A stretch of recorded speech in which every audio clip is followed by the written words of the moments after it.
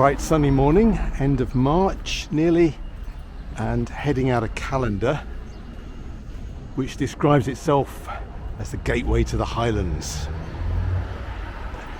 And ahead of us is, what is it, Ben Ledi? Ben Levy, yeah. Ben Ledi. So we're not going to try and get up there today, is that right? We're going to go around the base of it. Yeah, it's a bit too far. But we're thinking we're going to try and make the best of the weather the next couple of days, because then I think it's going to rain hard, and we'll do some walking, but I won't be doing any filming if it's raining hard. And the mist will be down. The mist will be down. Yeah, that's the trouble. If it rains, you can go out in the rain, put your wet weather gear on and go out in the rain, but you don't get to see much. That's the slight disadvantage. Yeah, Callander is a good little village, or quite a big village really. Popular spot for people stopping off on the way to and from the Highlands. Lots of hotels and guest houses and pubs and coffee shops, all sorts of things here. A couple of supermarkets. Some supermarkets, so you can get your supplies, get re-provisioned for the next bit of your adventure. Yeah, and it's quite a long, sort of strung out sort of village, and it's by the river? The River Teith. Teith, T-E-I-T-H. The River Teith is what it stands on.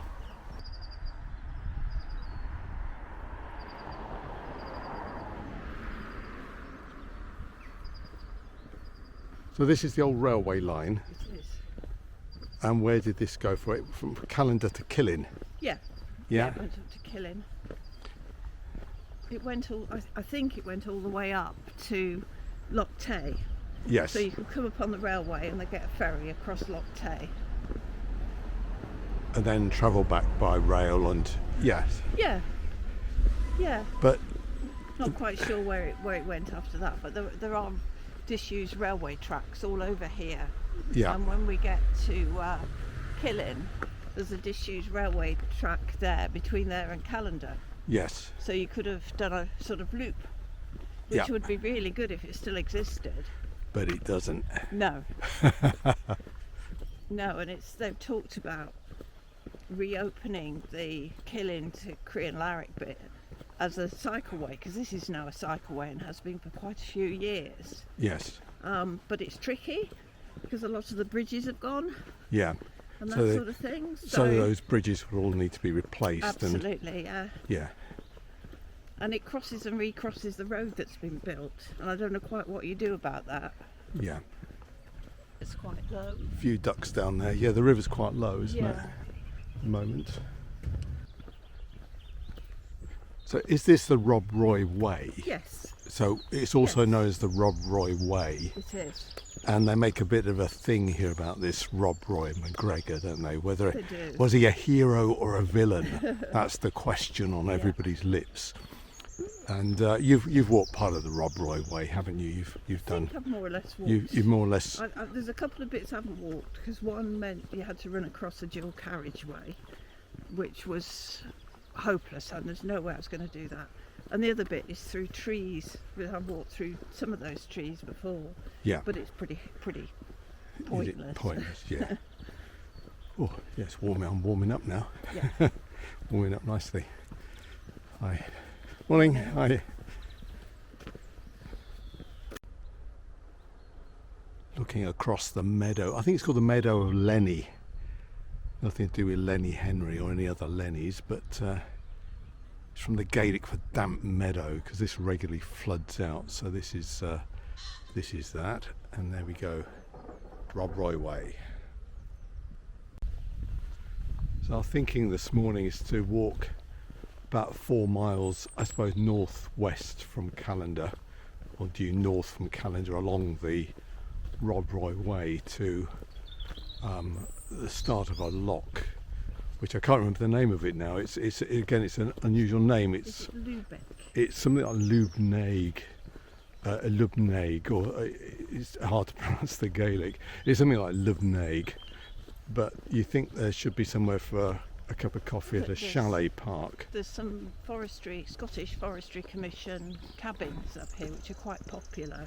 Yeah. But they do have quite a nice coffee shop. Yeah. So we'll hopefully get there for a bit of a break, cup of coffee. So about 4 miles up there, then we're going to walk back part of the way, and then we're going to decide what we do at that stage, because there's an opportunity to head off to well, a couple of things. We might go and look at the Falls of Leny, and then there's this thing called Samson stone, which is this giant boulder thrown down by a giant in prehistory. So we might go and have a look at that, and then make our way back down to into Callander. So it's sort of an out and back walk today, but there might be a couple of variations to it. Yeah, I might do that. There's a little bit of detail here about the Romans in this area. So this is Bocastle, fort at the frontier. So some of this has been excavated, and the little description here is explaining that the Romans came up here in the early 80s AD and established a fort here to strategically guard this route through the Callander Valley up into the Highlands.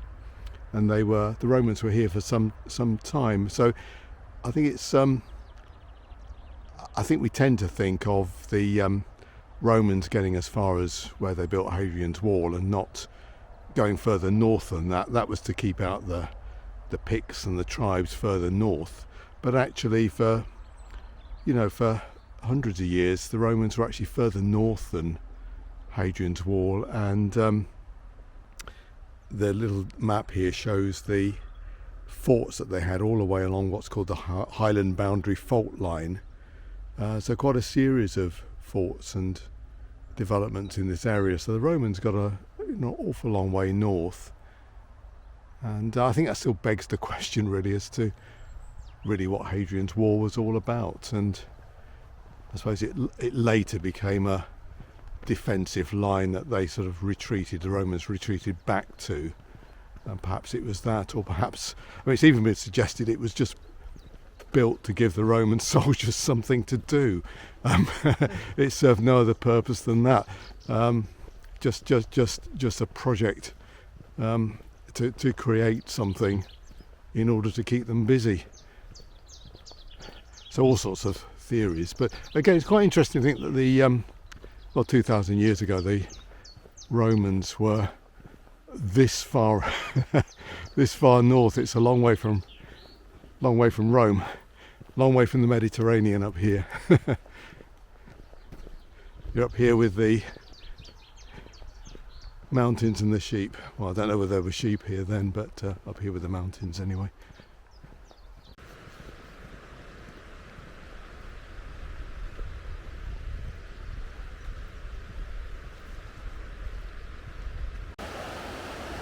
Arrived at the wonderful Falls of Leny, and I suppose we've been walking, I've walked a couple of miles, 2.5 miles, something like that.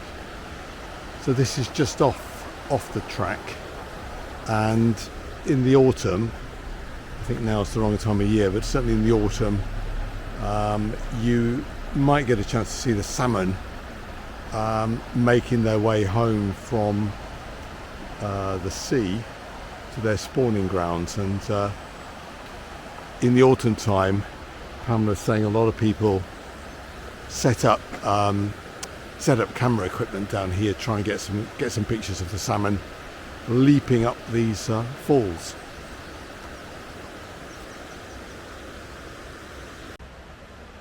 Yeah, I think we realise if you're out in the countryside and so on, you got to be careful, you might fall over at any point. We've all done it. So Pamela's negotiating the trip hazard. Got her sticks out just in case. And of course I haven't got my sticks out, so I'm just going to try and go down here as carefully as I can.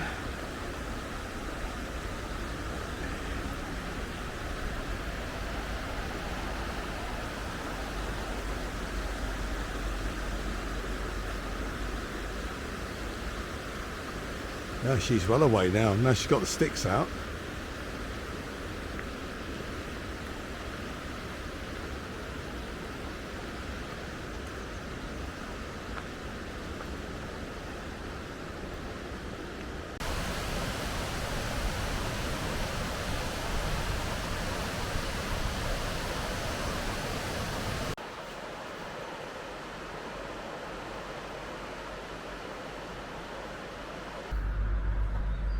Just arrived at the car park where people like to park up if they're going up to Ben Ledy. So we walked from Callander, doesn't look that far on this map, just up to here. So this is the local area. And there's a comment here about Ben Ledy is 2,884 feet, 879 meters, 3 3/4 miles or 6 kilometers to the summit and back. And this shows then you've got, we've walked up from Callander around to the car park here, and you can choose if you want to take this quite strenuous walk. It's not that far, but it's quite a tough walk to the top of Ben Ledy, or you can do what we're going to do today, which is carry on along the river to Loch Lubnaig, and hopefully we'll find somewhere for a cup of coffee. And I think Ben Ledy was translated as the mountain of God, but it says here it's more likely to come from the Gaelic Ben Letir, the hill of the slope, which is slightly more prosaic, but people locally apparently used to go up to the top at the summer solstice. So lovely views of the loch now. I suppose it's the southern end of Loch Lubnaig, and hopefully we'll get a cup of coffee and a little bite to eat to keep us going at the holiday park here, the little holiday park.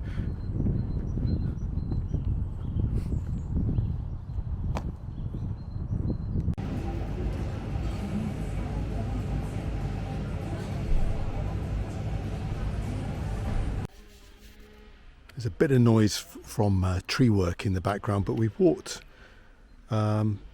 almost back to Callander, and now we're going to head up and just go along the Great Trossachs Path a little way and towards the Samson stone. And the question is, was it left by a giant or glaciation? Well, we'll find out. And we're just going to skirt sort of just below Ben Ledy. I'm just reminded that Ben Ledy was famously, do you remember the Commodores? Yes. Do you remember the Commodores, the group? The Commodores. Once, twice, 3 times the Ledy. As we head up towards Samson Stone, there are great views back towards Callander, and I suppose in the middle ground you can see the path that we walked up this morning. You can't really see the path. You can see the tree line, or the hedge and tree line that marks the path, and Callander right in the centre ground at the moment. With you can just see the spire of the main church right in the middle of Callander. Yeah, it's a good steep climb up from the car park and the path up towards Samson Stone. Not got there yet, but I mean, I've come up at my pace and having a rest, and quite rightly Pamela's coming up at her pace and just watching.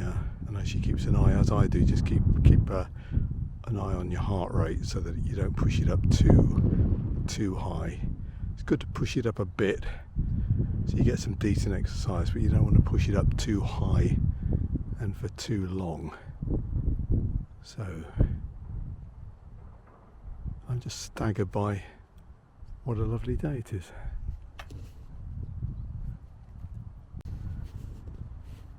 Well, got up to this sort of high bit here. Got Can't see Samson stone. I can't imagine this little pebble behind me is Samson stone. So I think we've got to go on and do a bit more searching. I'm sure it'll be huge anticlimax by the time we get there. But well worth it for the fresh air, the exercise and the views. It's absolutely superb. And we think this is the Samson stone up ahead, which again the legend is it was thrown here by a giant or left here by a giant.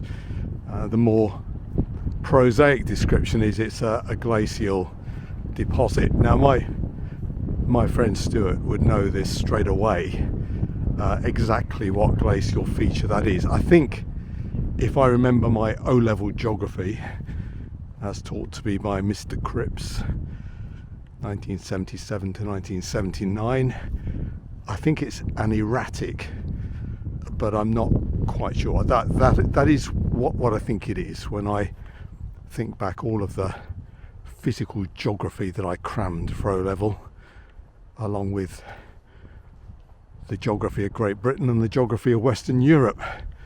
Yeah, the physical geography, glaciation was one substantial chunk. I remember Stuart and I went to the Boulder Stone in the Lake District, where there's a ladder you can climb up and sit on the top. It's probably 2 or 3 times higher than this.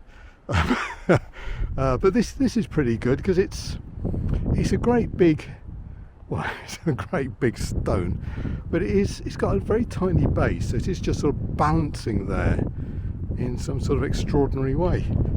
So I can see why people just find it interesting. It's a bit quirky coming up here. Yeah, so that's Samson stone. Shall I go here so you get a scale? Yeah, so you get the scale there. So Pamela's going to stand there. So Pamela's what? You're about what? 6'3", are you? Something like that. 6'3". Yeah, no. What are you? About 5'5"? 6. 5'6". Yeah, so it gives you a sense of it. Yeah, yeah. So there we go. That's Samson stone.